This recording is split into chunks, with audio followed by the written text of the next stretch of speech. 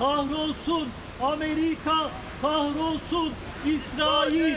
Kahrolsun Amerika, kahrolsun İsrail.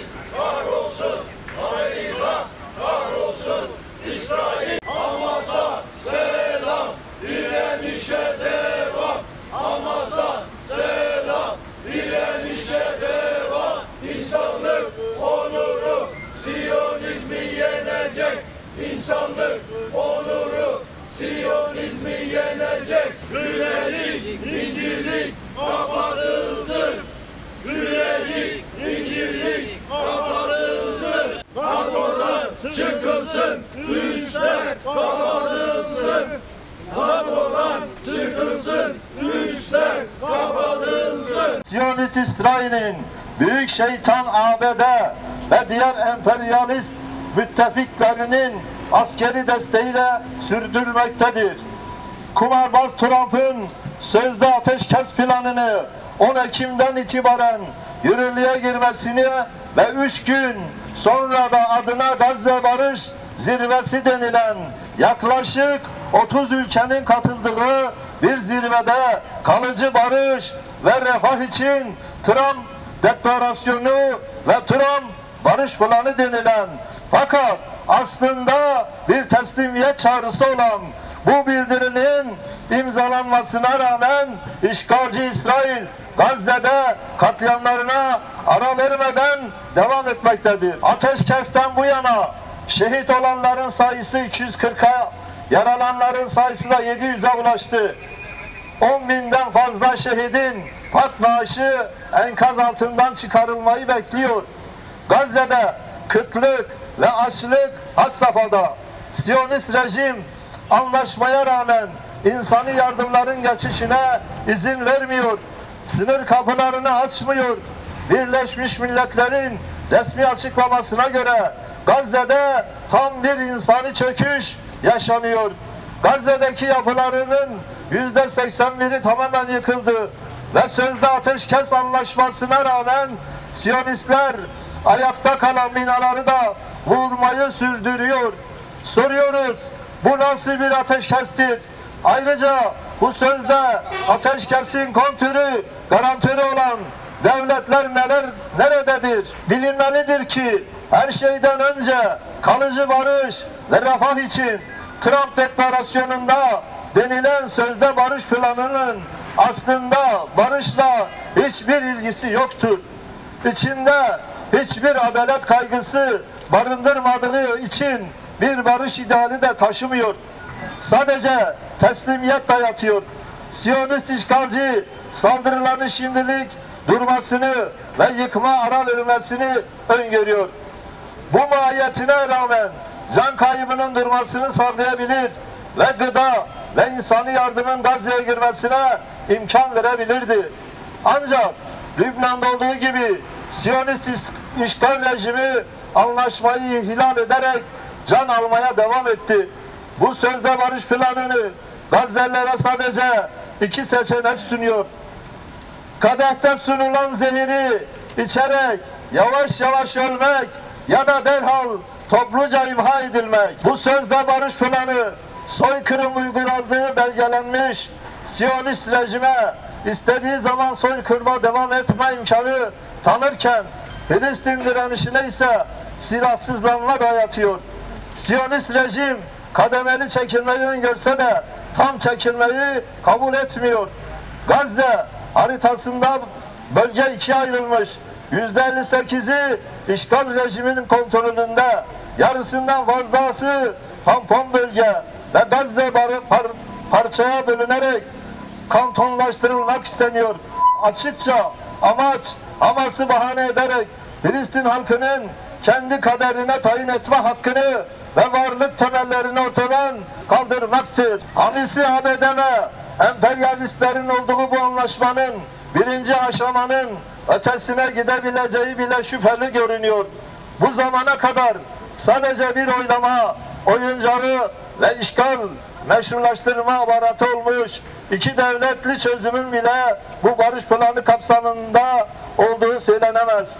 Zaten herhangi bir objektif zemini de kalmamış olan 2 devletli çözüm önerisinin tabutuna bu sömürgecilik planıyla son çivinin çakıldığı da söylenebilir.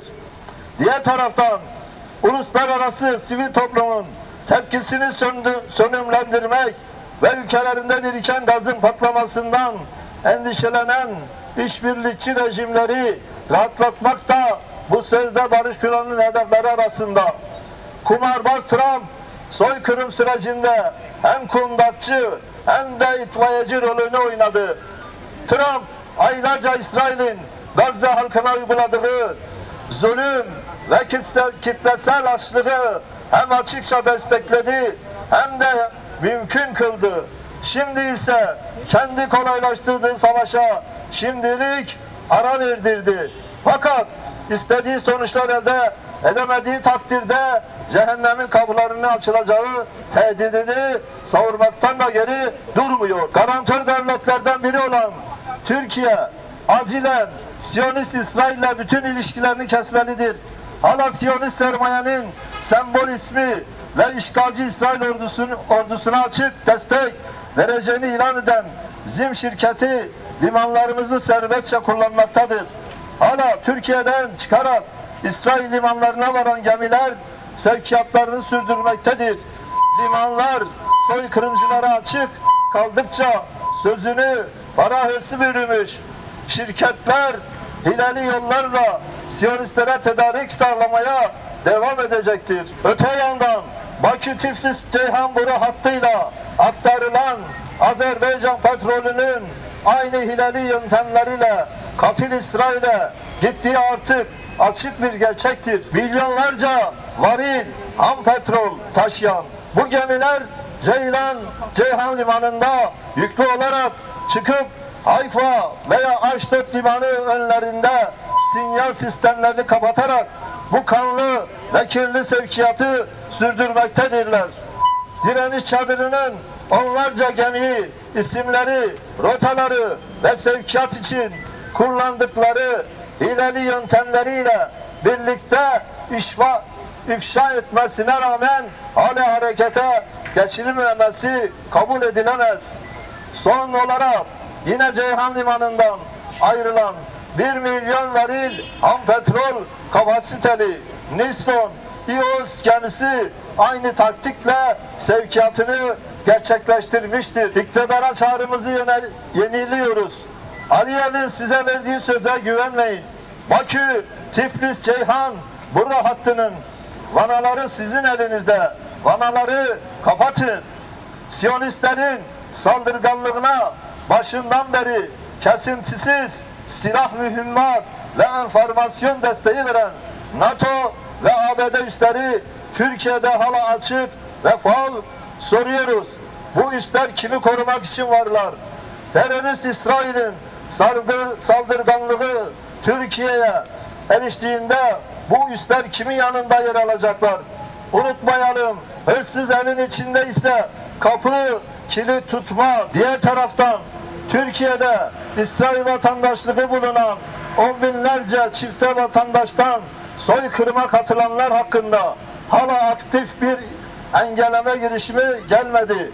Hüdapar'ın bu konudaki kanun teklifinin bir an önce mecliste görüşülüp karara bağlanmasını istiyoruz. Türkiye'nin her yerinden Filistin dostlarıyla dünyanın her köşesinden Gazze direnişinin yanında yer alan vicdanlı halklarla birlikte iktidarlara çağrımızı tekrarlıyoruz. Artık hameseti bırakın. Katil İsrail'in açık tarafı olan gözü dönmüş ABD emperyalizminden medet ummayın. Yarın ölümü ve yıkımı topraklarınıza taşıyacak olan İsrail'in daimi müttefiki ve ABD'nin uzantısı NATO'ya güvenmeyin. Direnişin yanında olun. Küresel emperyalist düzenin hiç kimse için güvenli bir gelecek sunmadığını artık görün. Kürecik ve İncirlik başta olmak üzere tüm NATO üslerini kapatın. Garantör devletler olan Türkiye, Mısır ve Katar'a buradan açıkça çağrıda bulunuyoruz. Garantörlüğünüzün gereğini yerine getirin. Bu arada Sudan'da emperyalist ve Siyonistlerin taşeronluğunu yapan Birleşik Arap Emirlikleri'nin şiddetle lanetliyoruz. Sudan'da vahşi katliamların ve Yemen'de Ensarullah'a kurulan pampulun arkasında Birleşik Arap Emirlikleri vardır. Bu işbirlikçi habis krallığın sonu yakındır inşallah. NATO'dan çıkılsın, üsler kapatılsın.